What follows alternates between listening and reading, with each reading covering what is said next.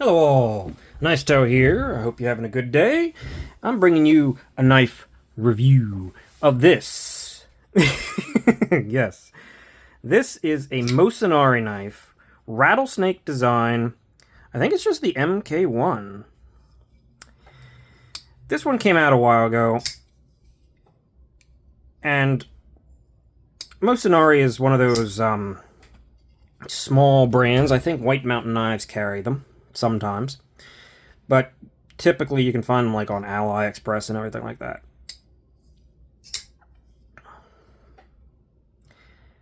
And this one just piqued my interest. It's so minimalist. It's so interesting. I've had this for quite a while now. I don't even know if they're still available, to be honest with you. I kind of doubt it.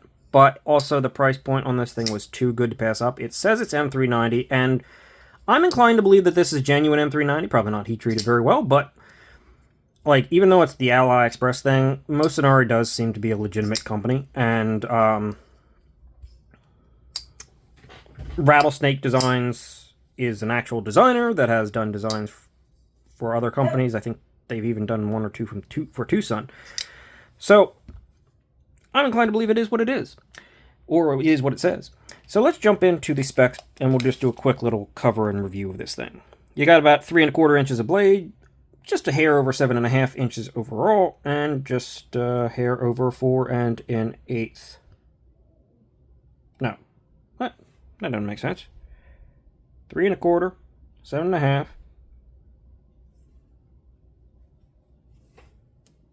Am I having a stroke?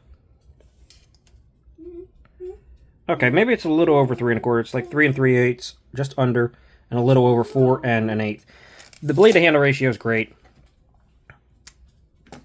It's not a big knife. I'm also maybe having a stroke, so just don't worry about it. Comparisons to our resident small knife, the Elementum, and our full-size knife, the Conspirator. As you can see, this thing is... it's a medium-sized knife with really the feel and the presence of kind of a small knife. It is not contour, but there is some nice big chamfering on there. It's almost as thick as the Conspirator. Almost, but not quite. And for our final comparison to the grip size, you have slightly over 2 AA batteries of grip on this super neutral knife. So yeah, you're gonna be fine with your grip. You're gonna be fine with size. It's not too big. It's not too bad at all. Let's get into that. Thickness, 480 thousandths. So yeah, it's a little bit thinner than the Conspirator. Blade stock is 125 thousandths, almost on the dot. And behind the edge, it does look like it has a pretty high edge angle on it by nature. But because of that, behind the edge is absurdly, ridiculously thin at 6 to 7 thousandths behind the edge. I'd consider, when I go to resharpen this thing, I'm going to probably put like a 20 to 17 degree edge angle, and I'm sure it'll probably get a bit bigger. But for now, it actually hasn't needed it.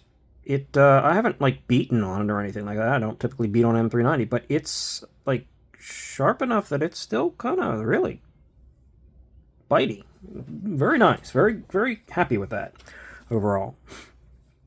Hardware check, T8 and T6 everything else, though I will say these T6 do look quite good and quite deep.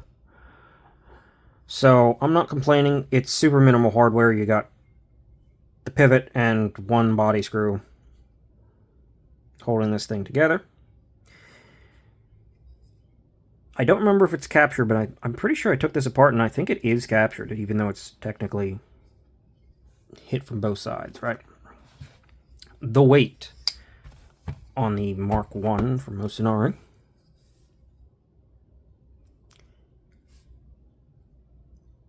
3.21 ounces, so you've basically got an ounce an inch. Very good ratios for full titanium frame lock. which this is. On bearings, lock bar insert, all the typical amenities. The stop pin is actually attached to the blade. It's right here, you can see it, which is a nice touch. So full access to cutting back there. One thing I will say is Rattlesnake Designs likes getting close. They like, well, true to their name, they like making knives that like to try and bite. You can't really touch this, but I know they have made designs in the past where you can. So they like making knives that bite. This one's pretty good and pretty safe.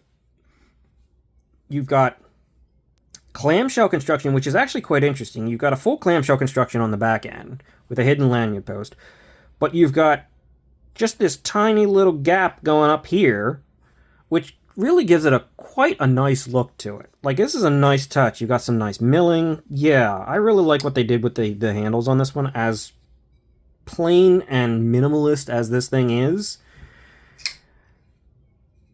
they really went like a little bit of that extra mile. Speaking of extra mile, look at that plunge grind. It drops straight down. It's still close to the edge. Don't misunderstand, but it is separated a little bit and a little bit of height above the edge. But that plunge grind is as perfect as you're going to get. So when you ever go to restart, you can see it's got a little bit of hiccup right there in the back end, but that's no big deal. Yeah, this thing is actually quite well executed, even if the sharpening by itself it looks like someone lifted up maybe at the end there. With a straight back knife with a ton of belly up front, yes, getting to the tip's a little bit tricky. Not tricky, but you have to go high, right? Maybe a pencil grip for that one. Mocenary logo there, Rattlesnake logo there, name and number. The Mark 1, I don't like names on my knives, but Mark 1 isn't going to be that offensive for me. You got little slots here milled in the titanium. I guess you could probably put like tritium inserts in there if you really wanted to. That might look good. Maybe some blue. Or green, or I don't know anything about tritium, so who the hell knows? Where was I? Completely lost my spot. Ah, yes. That pretty much does it for the blade. There is some jimping here, though it is pretty much completely non-existent in the closed position. In the open position, it's given the tiniest bit of traction, so maybe it helps, but at the same time, it's got a decently tall front flipper with a straight angle here, so you could probably do this thing with almost no jimping at all, and it would probably be just fine. And you can do all the usual things, though it is subject to potentially locking yourself out if you're putting too much pressure on the lock bar. Like right here, if I grip down here, yeah, I lock myself out there. But know what you're doing, and you can do it just fine. And because of how much access to this actual front flipper you have, I suppose if you go up too high, you can run into a situation where it clips you, but just grabbing it, popping it, no problem. No problem even lock myself out. I suppose it's not set up to be left-hand carried, so not left-hand friendly, but with the pressure on the lock bar, that might be a good thing, right? Wouldn't work too well. I said bearings, I believe.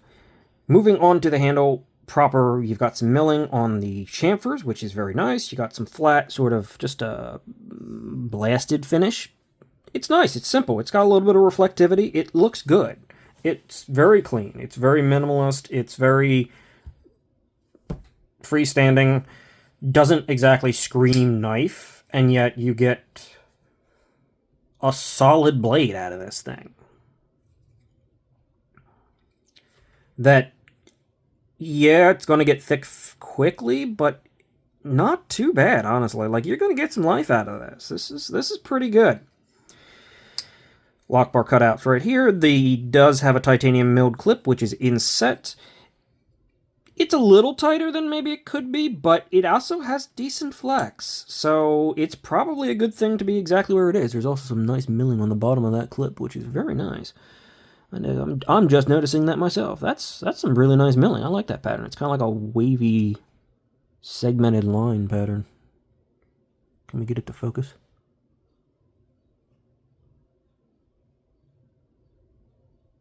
That's nice. Should do that pattern on something on the outside of something. Just thinking out loud. Your cabot, like, I mean, look at the, yes. You think they gave you a lot of blade to handle length? I mean, this thing is almost touching. Almost touching. And you've got that center line, so if it's not perfectly centered, you'd know it. Fortunately, it is. And they gave you just that little inside, and yeah, no, like, it's definitely not touching. It's sharp. Very precise, very surprisingly, like, close tolerances for in a lot of ways. There is some milling on the insides, but as I said, the weight's really good. Basically an ounce an inch. The ergos, I mean, yeah, it's a little blocky, but it's super neutral.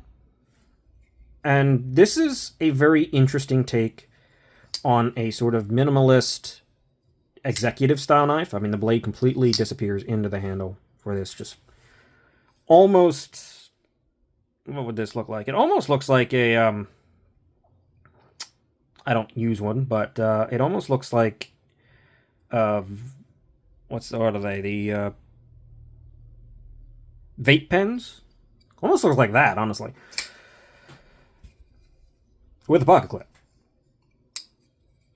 The only thing is, the lock bar access is not great. I mean, it's not cut out at all. It's meant to maintain the aesthetic, and it's chamfered on both sides, so it's actually really easy to get in there. It's almost coming from the side. So, it's not actually, like, I said that as though it was a problem. It is not. It is super easy.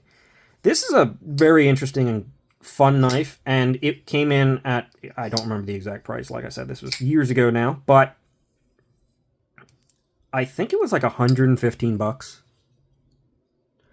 And I'm very happy with this. I'm happy with this all this time. I'm amazed that it's actually kept as much bite as it has on that time, because I have carried it off and on.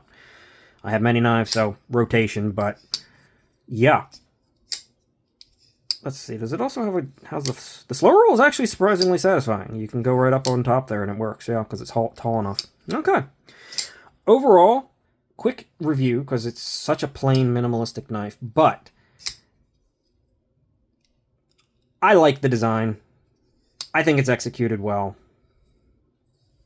It's smooth. Not drop shut, but nice light shake shut. Very consistent in there. This is a fun one.